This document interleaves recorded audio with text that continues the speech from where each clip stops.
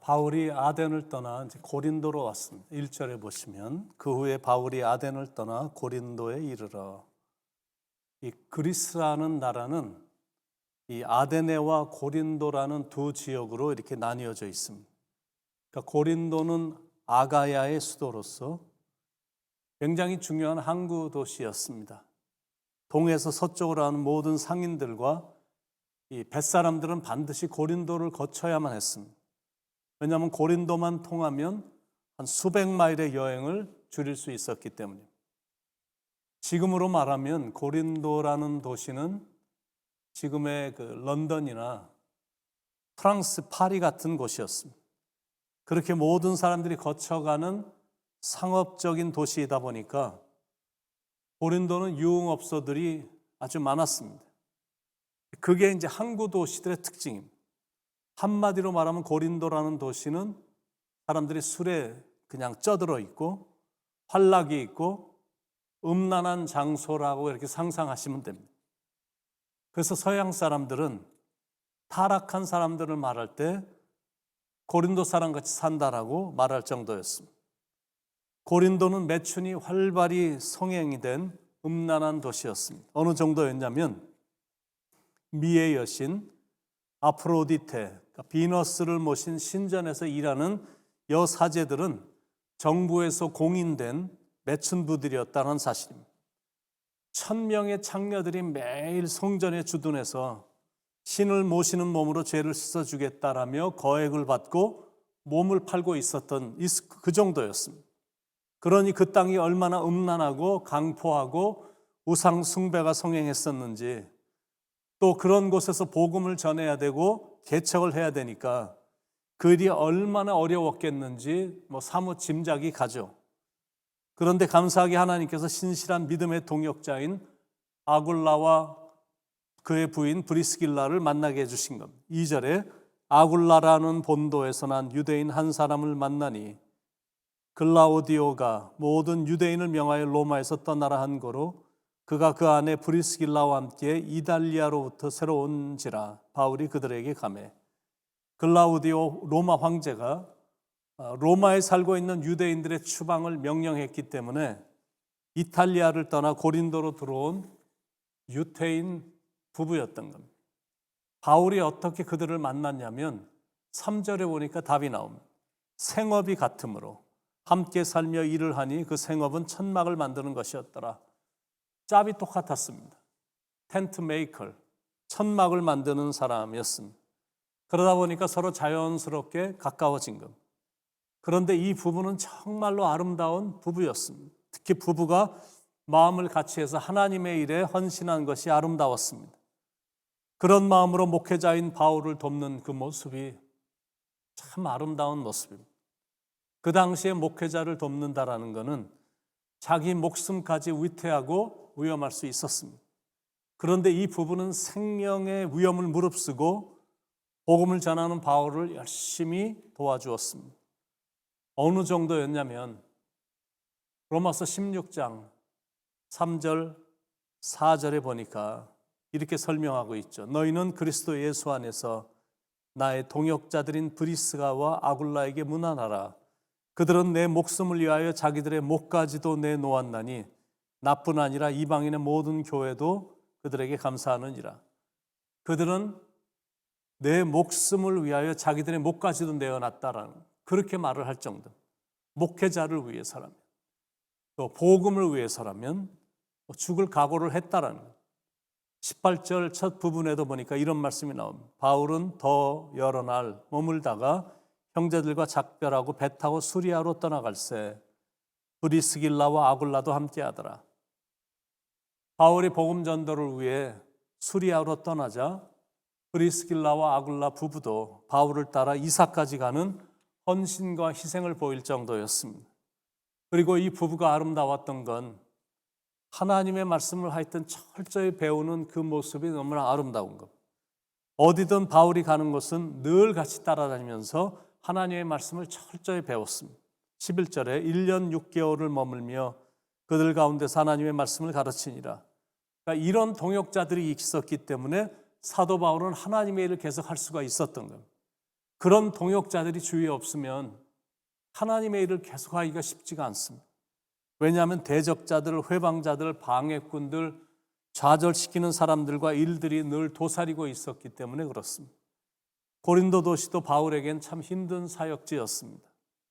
대적자들도 유난히 많았고 전도를 회방하는 사람들도 무수히 많았기 때문에 6절에 그들이 대적하여 비방하거늘 12절 13절 갈리오가 아가에 총독되었을 때 유대인이 일제히 일어나 바울을 대적하여 법정으로 데리고 와서 말하되 이 사람이 율법을 어기면서 하나님을 경외하라고 사람들을 권한다 하거늘 도시도 워낙 음탕한 도시여서 참 복음 전하기도 쉽지 않은데 전도까지 방해하고 회방하고 툭 가면 법정으로 끌고 가려고 하니까 맥도 빠지고 괴로웠습니다. 그런데 그 밤에 예수님께서 환상 가운데 바울에게 나타나셔서 이렇게 말씀을 하시며 위로하면서 바울에게 큰 소망을 심어주셨습니다. 9절 10절 밤에 주께서 환상 가운데 바울에게 말씀하시되 두려워하지 말며 침묵하지 말고 말하라. 내가 너와 함께 있음에 어떤 사람도 너를 대적하여 해롭게 할 자가 없을 것이니 이는 이 성중에 내 백성이 많음이라 하시더라. 예수님의 첫 번째 음성임 두려워하지 말라. 두 번째 음성 침묵하지 말고 말하라. 세 번째 음성 내가 너와 함께 있노라.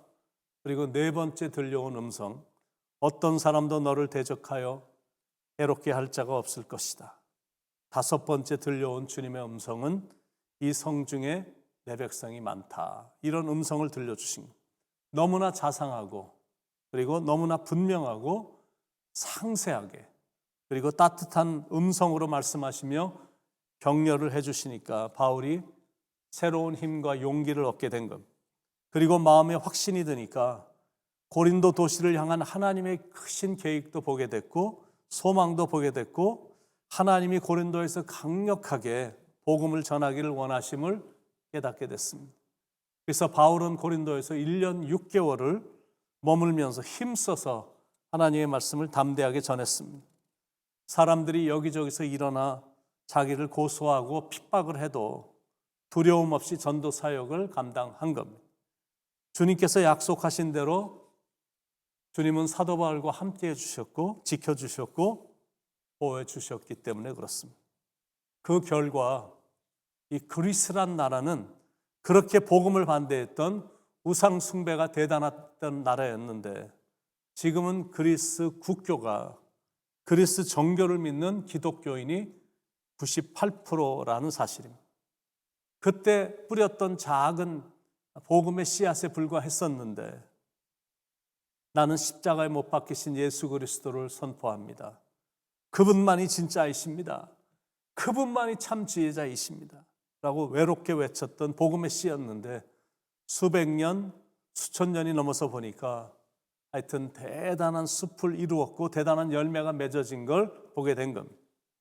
지금 우리가 살고 있는 이 세상도 마치 고린도 도시와 같아 전도가 잘 안 됩니다.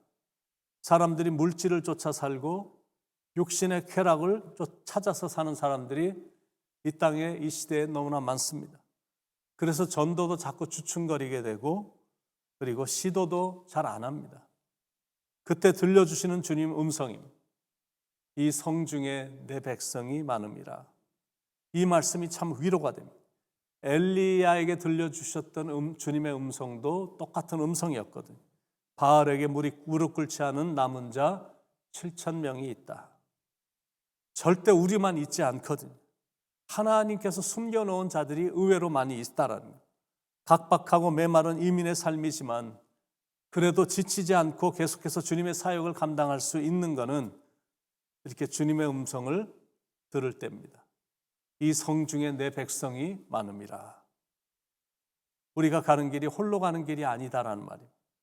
우리에겐 배우자도 있고 동역자도 있고 보이지 않는 것 같아도 함께 가는 많은 같은 길을 걸어가는 동역자들이 있습니다. 그래서 우리는 끝까지 갈 수가 있는 것.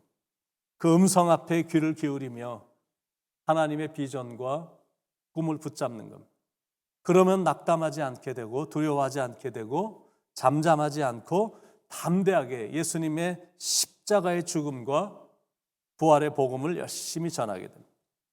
오늘도 그런 심정으로 복음의 증거자로 예수 그리스도의 증인으로 걸어가는 그 길이 아름다운 길, 아름다운 삶, 그렇게 살아가시길 예수님의 이름으로 축원을 드립니다. 기도하겠습니다. 사랑하는 하나님, 세상이 많이 타락해 가고 있고 변화돼 가고 있고 하나님의 말씀이 마치 위력을 잃은 것처럼 하나님의 사람들이 마치 주위에 없는 것 같은 느낌이 들 정도의 그런 분위기가 있지만 하나님은 살아계시고 하나님은 항상 남은 자를 우리 주위에 붙여주셔서 홀로 가는 길이 아닌 함께 갈 수 있는 동역자들이 많이 있음을 말씀해 주셔서 우리로 하여금 힘을 얻게 해주시니 감사합니다. 위에는 주님이 계시고 옆에는 똑같은 마음을 가진 열정의 비전 메이커들, 동역자들이 있음을 믿고 하나님이 이 시대에 하기를 원하시는 일들을 능력 있게 감당해서 그리스도의 증인의 삶을 잘 살아서 그 모습이 아름다운 삶, 그 모습이 다른 사람들에게 위로가 되는 그런 아름다운 삶을 살아갈 수 있도록 성령님이 인도해 주시고 저희들을 지켜주시옵소서. 오늘도 주님의 뜻 가운데 살기를 원합니다. 성령님께서 도와주셔서 주님의 뜻을 이루어드리는 하루가 되게 인도해 주옵소서. 예수님의 이름으로 간절히 기도드립니다. 아멘.